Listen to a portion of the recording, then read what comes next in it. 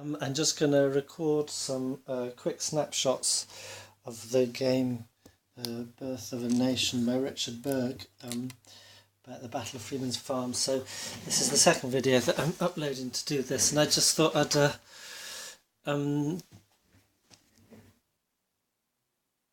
okay, we're recording. We've got a flash showing there. I don't know why. Anyway, I'll leave that be. So I thought I'd just record some bits of it because I'm enjoying the game. And what you can see here, we've got essentially we've got the Hessians, which were originally the left, and the reserves. They're out here on the right wing, contesting the heights. Essentially, they're heading for the heights here. Here's Freeman's Farm. So this, I think, is where the historical battle actually occurred. Then they've got a fair amount of defenders against them. We've got some Iroquois Indians on the British side. They're kind of moving around quite independently. Then we have some, these are green ones are bridges. We have some boats, a small flotilla of boats moving down here slowly. They're going to be quite useful, potentially, to take a regiment across the Hudson here and then embark them so that they can cross on this bridge of boats and get around these are three barriers here, are creeks which are impassable unless they have been bridged like that. And the British only have one more bridge, so they're going to be hoping to bridge this creek here and then to get some men behind over the bridge of boats. We'll see how that fares. But in fact, what they're having to do, as you can see, is they've been attempting full-on sort of attacks here to get the bridge across, and they've lost about a regiment and a battery of guns. So they're sending men around here now. So essentially, I think what's Burgoyne's thinking now is that they're going to go and take the heights, try and cut this group of fellows off and maybe decimate them on the way, and then essentially flank Bemis Heights here. But they're going to have to leave men here to pin these lots so that these ones can come round. Realistically, probably what's going to happen is these will move back and there will be a fight between the Hessians and the British and then the Continentals here, and then this will be more sort of skirmishing and trying to dislodge before time runs out. Essentially, we're about halfway through. That's the end of the time track, just over halfway through the day. So the British will run out of time quite rapidly soon. So that's the state of play, and I just want to shoot some segments just to show you how the game plays. I'd made a couple of mistakes earlier. Like originally I thought that artillery only fired once no matter how many guns were in the battery, but no, you actually roll for each gun in the battery. So the batteries range from 4 to 2 guns, no, 6 to 2 guns. So you can see sometimes artillery have 6 attack rolls, and that could be against different companies in a regiment if they're all in line, or different hexes like that. So you can see the artillery, though they don't get much use at long range in this forested terrain and so forth, I think they're quite effective, more effective than the designer says they are in his notes. Then the other thing I got wrong is that oh shoot, what was it? Oh yes, I thought that in the sequence of play, you have you start with each player turn. You start with a rally segment, and then these green markers indicate the non-phasing player. So then the non-phasing player gets defensive cannon fire. Then the phasing player has movement. Then the non-phasing player has defensive fire. So that could be cannons that didn't fire previously, or small arms. Then the phasing player has his offensive fire, and then the non-phasing player has an opportunity to withdraw, so then they could try and scoot from impending assault. And then there's reserves commitment. Now I thought that was the phasing player could commit reserves to an assault they're bringing up, but actually it's that the non-phasing player can commit reserves. So if they don't withdraw, or they might withdraw units there and then put other units in line to take the assault coming at them, or add units to a line or column that's already there. Then you have the assault, and then you have disruption removal. That's the sequence of play. Now this makes a big difference, the fact that the defender can either withdraw or reinforce an impending assault when the attacker can't. And I think it's quite the case with Richard Berg's tactical American Civil War games, is that attack is very difficult, and I don't think it's the case just with Richard Berg, but I particularly find, I can't think off the top of my head, but I don't know, like 1863, the great battles of the American Civil War and so forth. Attack is very costly because with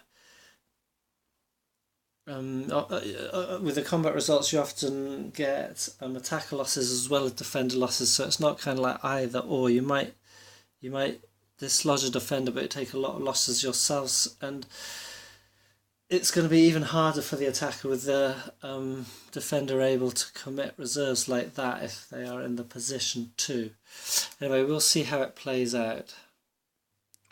One thing I'd just like to note, which seems a bit peculiar, is that regiments can be out of command control, which means they effectively have half movement and can only fire defensively.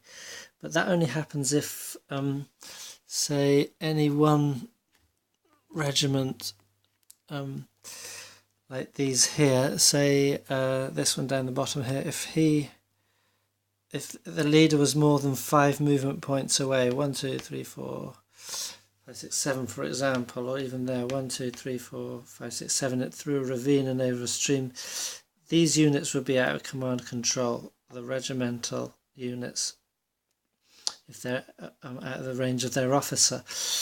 But the brigadier general here can be anywhere, and these each regiment within the brigade, as long as they're within their officers, as long as the officer, they're all in command control, they are fine. So there's no penalty for a brigade splitting up. So it seems counterintuitive, because I had Brigadier General Poor remaining here, so he could try and keep line of communication to the rest of his brigade, which are moving this way, and then his 2 militia regiments, which are here. But then, rechecking, that seems intuitively correct, but rechecking the rules, it doesn't matter. The only the only use of the Brigadier General is to assist his officers in their die rolls when they're rolling from like morale for things like withdrawal and commitment and attempting assaults and things like that, and rally. So in fact, I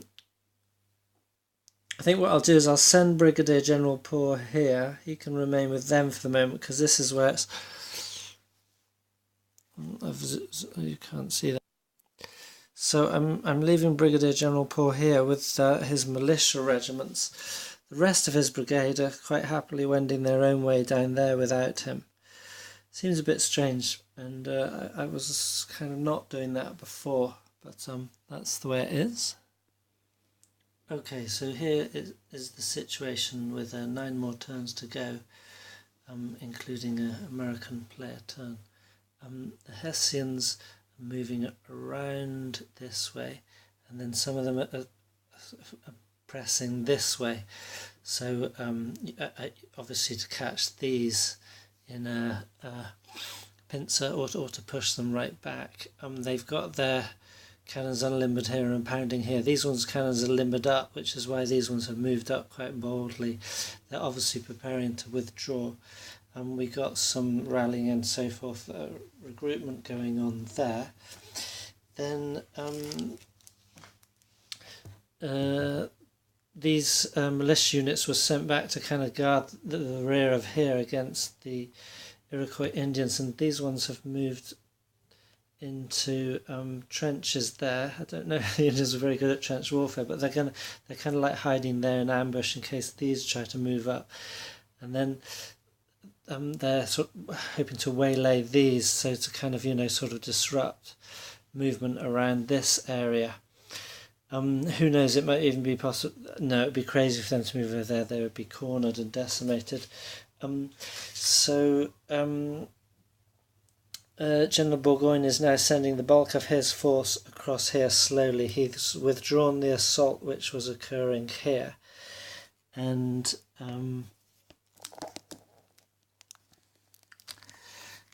he's brought up his artillery from the rear train. These ones are all unlimbered now. There was some routing that occurred from units here that spread to one of the crews of the approaching artillery. So we got a routed crew there, being chased down by a commander, and some routing there. But apart from that, so these have unlimbered. There's more artillery moving into place here. And we got mortars, artillery. Then we got 12-pounders, even some 24-pounders. This artillery is completely uncrewed. Their crew routed off the map, so there is artillery effectively out of action. But of course, there's the creek there that can't be crossed. The bridge has gone back here, so Burgoyne's given up the attempt to bridge the creek at the moment because you can't do it if there's an enemy opposite. So these are all moving back. The artillery's just going to pound this area, try and decimate these guys, and so make it extremely costly for the Americans to hold this area. If the Americans do decide to withdraw from that area, then the bridge will come forward and be put across under hail of artillery fire. So he's going to hold a corps brigade or whatever, a corps on the English side. He's going to hold a corps here, and he's sending another whole corps over here, and then we've got 2 corps of the Hessians on the other side. Plus he's got some rear, 2 regiments from the rear coming up here. So on the American perspective, these militia are moving up tentatively. Oh, I forgot to 1, 2, 3, 4, 5, 6. Okay, it's just moving up the British boats because that's part of the plan, isn't it, to send a regiment across there. These militia will be defending that bridge of boats. Whose is this? This is Brigadier General Nixon's brigade here has been moving up and reinforcing that area. There's some routing being going on. These cannons haven't been able to fire because they've got their units too close to the enemy. This is whose is this colonel? That's Colonel Bradford. This is Patterson's brigade, all holding the line here. They're going to essentially have to remain there, but Glover's brigade is in the reserve here, so he's got some men poised here, 2 regiments poised there, 2 regiments poised there, and a militia regiment poised there. Essentially, these ones are really ready to come over here, and their turn, they're probably going to move that way because they were waiting here because the British were massed here. Now the British have withdrawn, they may well move over to protect those heights. Although, is that really necessary? Because there is that strong line here from Paul's brigade, and we've got Lerner's brigade up here, up this area. So I don't know. It's good that Glover's in reserve, but we're undecided what to do with them at the moment. Okay, so each hex is, I think it's 150 yards range, 150 yards across. So at this range, there's unless you've got rifles, you've got companies with rifles or people who are adjacent, there's going to be no fire combat. So there's only some defensive fire here against the artillery here with no result. The crews stood firm against that. We've got no adjacencies over here and unlimited artillery here. This artillery is really too far away to have any effect there. So there's no defensive fire. Okay, so we had 12-pounders here. A battery of 4 12-pounders inevitably routed the unit that was here back. Then the 6-pounders on top attacked here, and one of the companies routed back. The question when that happens is, you say, well, look, I've got a commander there. Do I leave him with the remaining company? And he could support, against, say, withdrawal for successful withdrawal rolls or so forth, or do I send him back with a routed unit to benefit recalling the routed unit? So that's kind of decision you have to make with the officers there. Then we had 8 6-pounders firing at 2 companies here, and what you're looking for at that point, without any modifiers, is a die roll of 6, or modified die roll of 6. There were no modifiers, so unfortunately no 6s then, and the units both had to take 2 morale tests, and they survived both of them. So that's that there. And then the mortars, there's 3 mortars back there. They came in and routed top unit, and the other straight route. And then the other unit had a morale check and missed its morale check and routed too. So we got a big stack of routed units there. So you can see that with the artillery up here, it's going to be possible to place the bridge. So one of those creeks will get bridged, but essentially the Americans can see they have to move back in their defences, because you get -2 on a roll if you're in. There's trenches there, which is why they're only disrupted. But if you've got adjacent artillery, that's going to be hard. So they're going to have to move back to their defences up on the heights. So it's interesting, they might have to concede this area to the English. They're going to have to perform some counterattacks, because if they don't, the English are going to end up with a lot of victory points. There's 10 victory points, I think, here and 10 here. You can't see that. So 10 victory points here and 10 there if they hold that at the end of the game. And then finally there's 6 6-pounders, that are done limbered back there. Not this turn, but previously. Is that right? Oh no, are there any on this turn? Shoot. Forgot, because if you cannot fire in the turn you unlimber. So I think a lot of that was actually illegal. I'll have to decide what to do with that.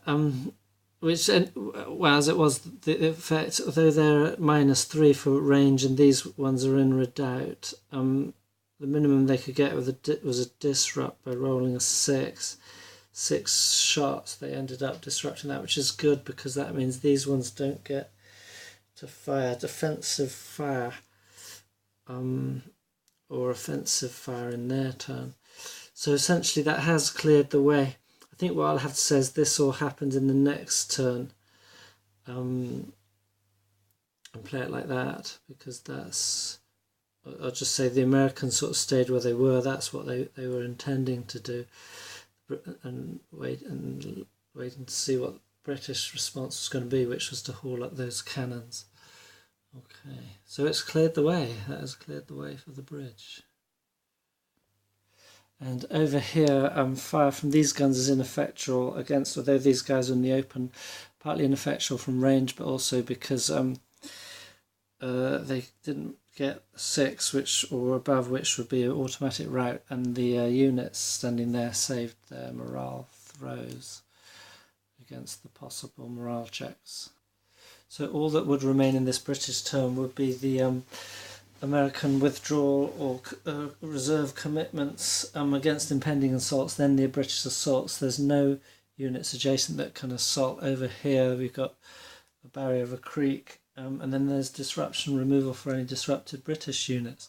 That's the end of their turn. Okay, so the American player turn starts with rally attempts. There's 3 routed stacks here, and one of them, some units from one of the stacks, unfortunately did very unlucky rolls. They've routed even further. One more rout and they're out of the game. Some others continued routing, some others saved, and now just and then others that were behind them routed through them. So these units here have been taking lots of morale checks to see they're disrupted or rout or stay fine.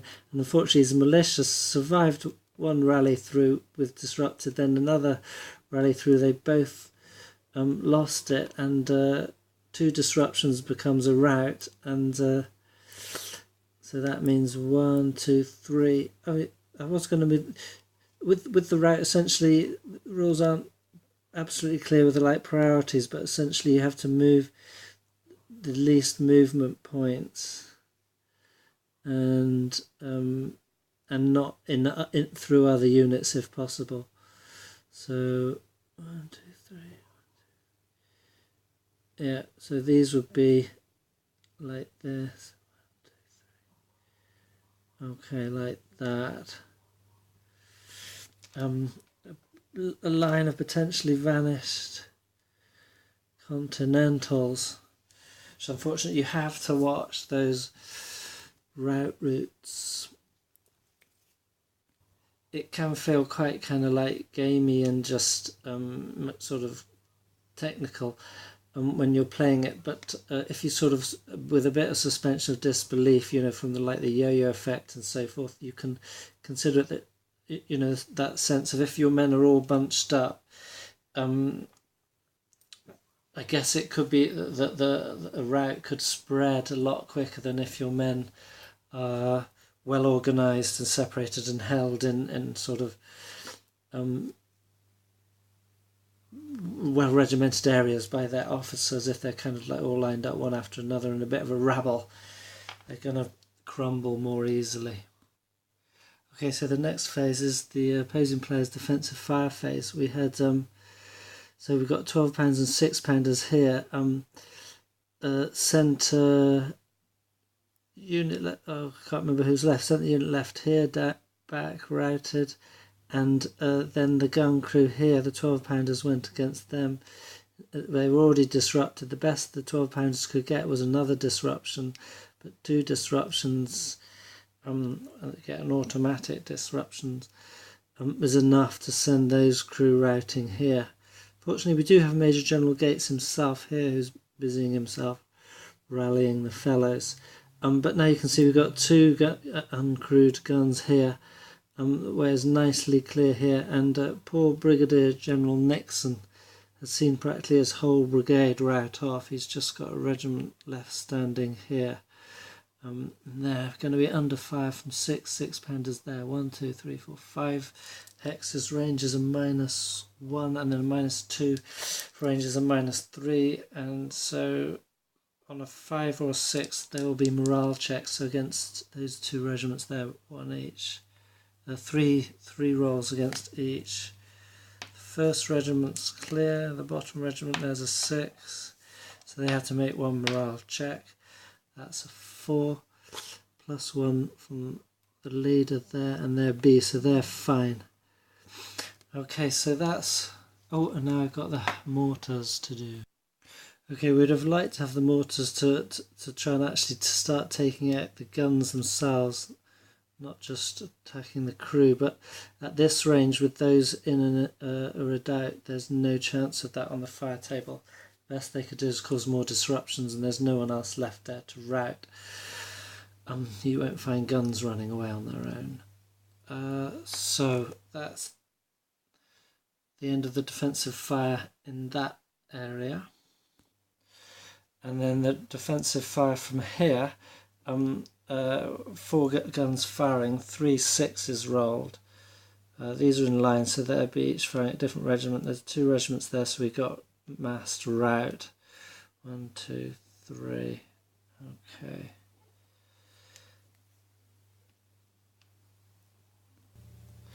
Okay, over on the American left, on this sector, the Americans are conceding a lot of ground, so that's conceded 6 to the victory points to the British side and 3 more soon.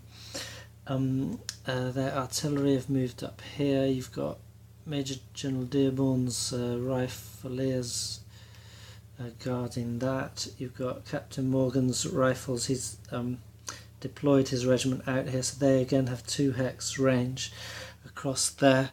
You've got some Colonel Scammell's regiment here taken position actually in trenches there, and then we've got 3 regiments in reserve there, and militia here, protecting against the Iroquois that are there. So they're not willing to. The Americans are not willing to concede this ground to the British. There are nifty 3 victory points there, so that the British may be able to whiz around and take that. But it's interesting.